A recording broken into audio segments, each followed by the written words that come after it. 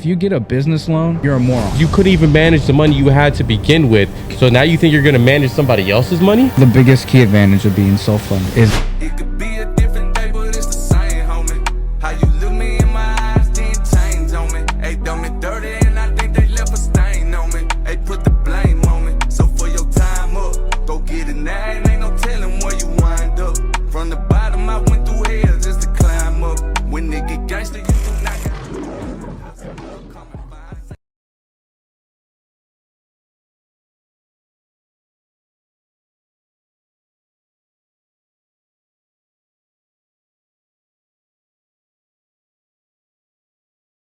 A lot of things business owners are suffering with is, okay, do I go self-funded or do I get funding from like a lender, an investor, things of that nature? Now, in terms of overall growth, depending on the business that you're in, maybe it might be wise to seek out an investor depending on what you're trying to scale out.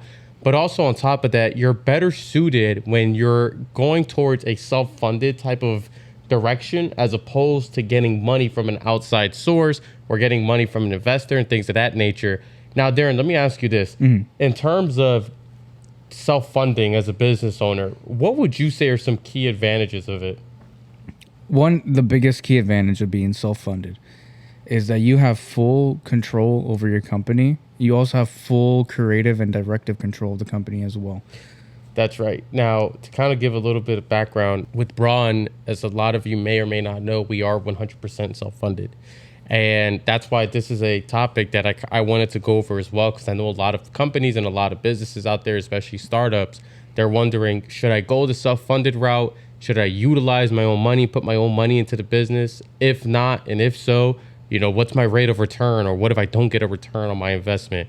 So that's an interesting point that you bring up. Yeah. Do you mind unpacking that? One of the biggest things that I was always thinking about, because I know that we had that struggle for a long time, was how do we get an investor? If I only had $25,000, we could do this and this and this, and we'll just scale from that point forward. So this is a big, big topic, but I'll go off on the first thing I said, which was full creative and directive control. So if, for example, our product, we're pretty relatively priced compared to what is in the industry right now. If we had a investor in and they're looking at they dissect our formula, how much each ingredient costs and how much we're selling it for, most investors, they don't really care about more of the vision and the why behind the brand. They care about, the return, because obviously they want to return from their money. So if you're looking at investment, right, an investor is not going to really look at much of your vision and why you're doing what you're doing, but more of the cost and benefit. They want the highest amount of return for their money. So if someone's giving you $10,000 for your company, right, and you put in $10,000, you're giving them 50%. So they have they own 50% of your company. And when and you want to make a product that's going to change the world, and they're like, well, let's look at that. Instead of having a formula out there that is the best formula to help people, what they're going to want to do instead is be like, no, let's reduce the dosage on everything to make it more cheaper and sell it for a higher price. That's what the market is doing right now, instead of releasing a product that is going to benefit everyone in their pockets and in their health. That's the thing too, is a lot of times when you bring in investors or you bring in partners and whatnot, that someone that could just bring equity into the business, most times you're going to run into situations where the people that you encounter, the people that you tell your business idea to, they're less focused on your actual vision and they're more focused on what profit they can gain from it. Exactly. Especially from an investor standpoint. Remember, it's about risk mitigation. Yeah. But most importantly, it's about the rate of return. Mm-hmm. How soon can I get a return on this business? How soon can I get a return on this product if I invest X into Z? How is this going to play out for me? What's this going to scale out to in the next 5 years? And that's something that needs to be considered, because if you're going to give anybody a certain percentage of your company, you want to ensure that their vision lines up with your vision. Otherwise, it's going to be a constant battle between your ideas versus their ideas. Yeah. Your idea of what you want to leave in terms of an impact, a legacy, or like you mentioned, create the best product out there. Whereas the investor is like, listen, I want something that's cheap. We're going to sell the cheapest product for the most amount of money. Exactly. And their vision is not going to align with yours, which will usually lead to bumping heads. And then the only problem is you won't have control. Exactly. You won't have control because chances are they have a certain percentage of your business. A lot of times People end up splitting it 51% to 49%. The investor gets 51% since they're the one that's bringing in the cash, and you get the 49. So of course their vision becomes your vision now. What you say doesn't necessarily matter 100%. So the benefit of at least being self-funded is you still retain full ownership. And I would say being self-funded is not necessarily a bad thing, because if there's one thing being self-funded is going to do, it's going to help you build discipline. Exactly. Because you know that money going into your business is coming out of your pocket, which forces you to live within your own means.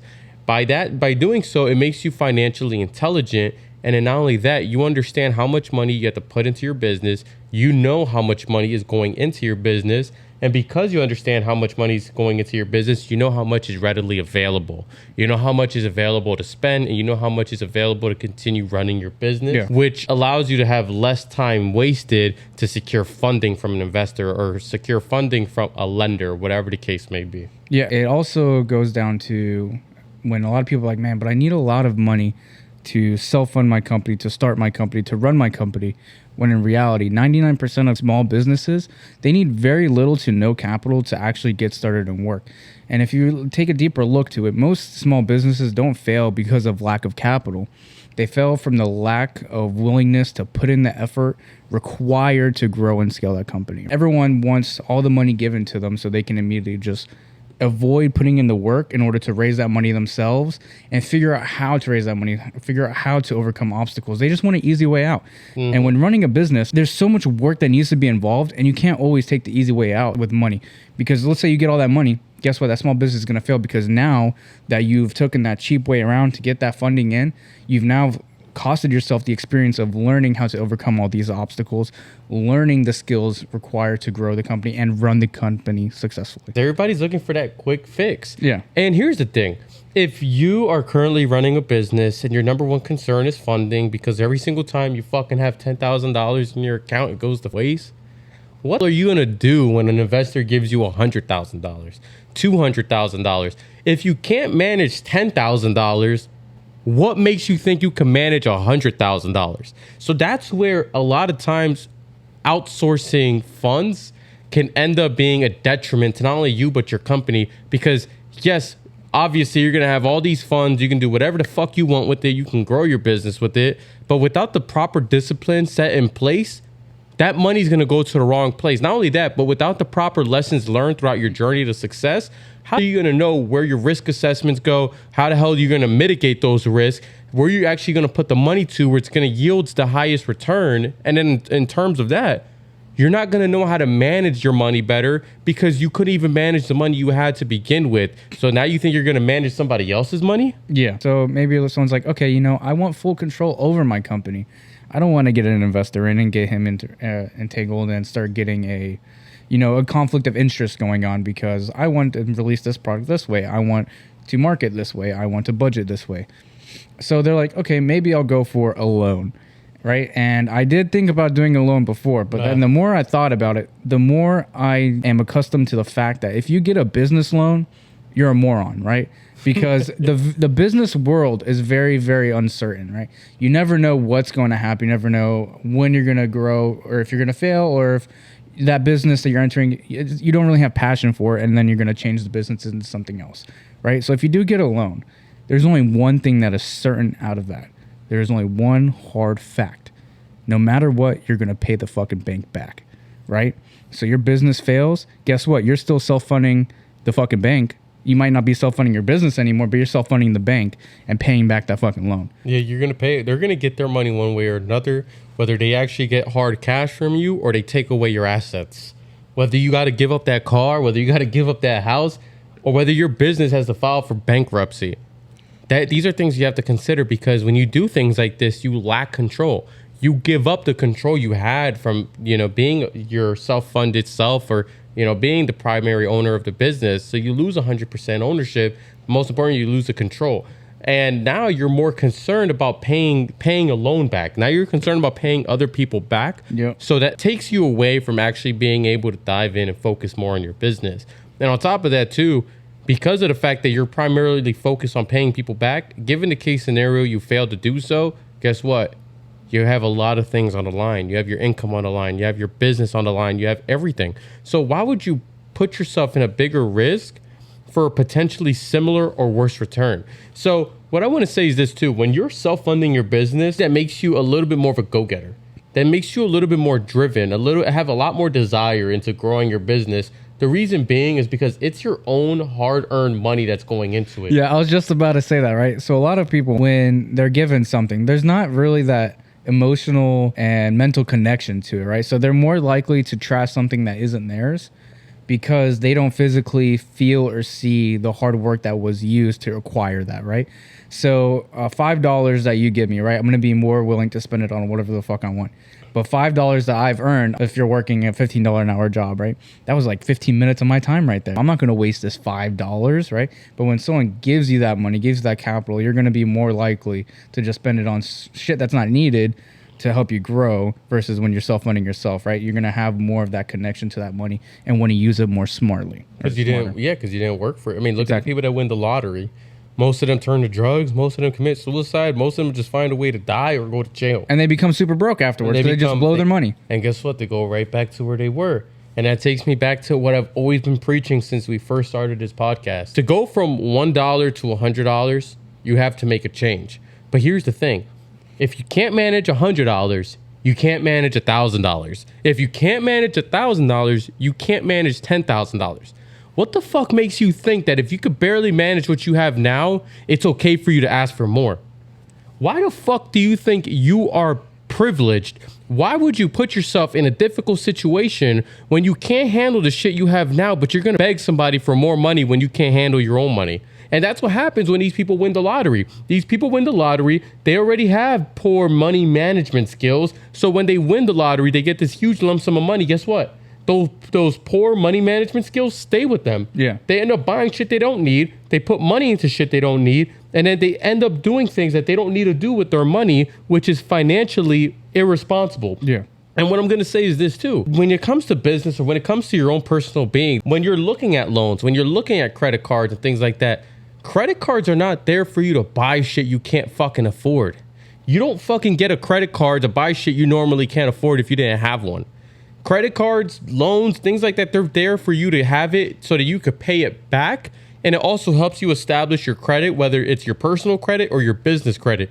But the problem is these financially irresponsible people, they're using credit cards to buy shit they can't fucking afford. And then they wonder why they're always in debt. Then they wonder why they're a 400 beacon. Then they wonder why their business is suffering because they can't pay a motherfucker back. Yeah, money won't solve anything, right? You need to have the discipline and hard work. Yeah. A lot of people, they're going to swipe this credit card, make the minimum payment, and all of a sudden that interest starts stacking up. And now that $4,000 you put on your credit card, all of a sudden turns into $8-10 grand because guess what? Interest rates, and you're paying the fucking minimum, and you're paying something that you can't afford. And no matter, like, money is not going to solve everything, right? Money is not the answer for all. It's not the answer for you to grow your business. It's not the answer to make you happy. What is really going to make you happy is, like what you said, making that change in yourself, right? What's going to help you grow your business is learning the skills that are needed, is changing yourself to become more disciplined and putting in the work, right? Nothing's going to come easy in life. Everything that's good in life requires work, right? Whatever comes easy, it's not going to make you good, right? For example, McDonald's. It's very easy to get, but is that going to make you into peak physical condition? Is that peak nutrition? No, because it's not. It's easy to get. You're getting poor food, poor quality. Right, so quick money is not going to solve anything. I remember we had this long, like, almost conflict in a way when we were trying to decide, self-funding, not self-funding. And I've always liked the idea of, one, I can look back on what I have and what I've grown and be like, that's mine, right? But if I were to sell the company and I'm just working as the CEO/founder, right, or CEO, while this other company owns my brand, owns everything, that's not me. Like, I put in the work, but that's not mine. I put in the work for now someone else's dream, when the whole point of me starting this business was for me to work on my own dream and work for myself and not just work for another company and make their pockets fatter. I want to make my pockets, kind of fat. Obviously, that's one of the goals of having a business. But most importantly, like, I want to work on my company. I don't want to have to do it for someone else. I don't want to do anything for anyone else. I want to do what I want to do. I want the impact that I leave to affect the people that are either consumers of my product or, as we always mention, our passion for ensuring a top-notch quality for our employees. I want to positively affect the lives of people that are around us and the lives of people that are around me. And then most importantly, the people that I can possibly touch with, speaking to them, helping them out in certain situations.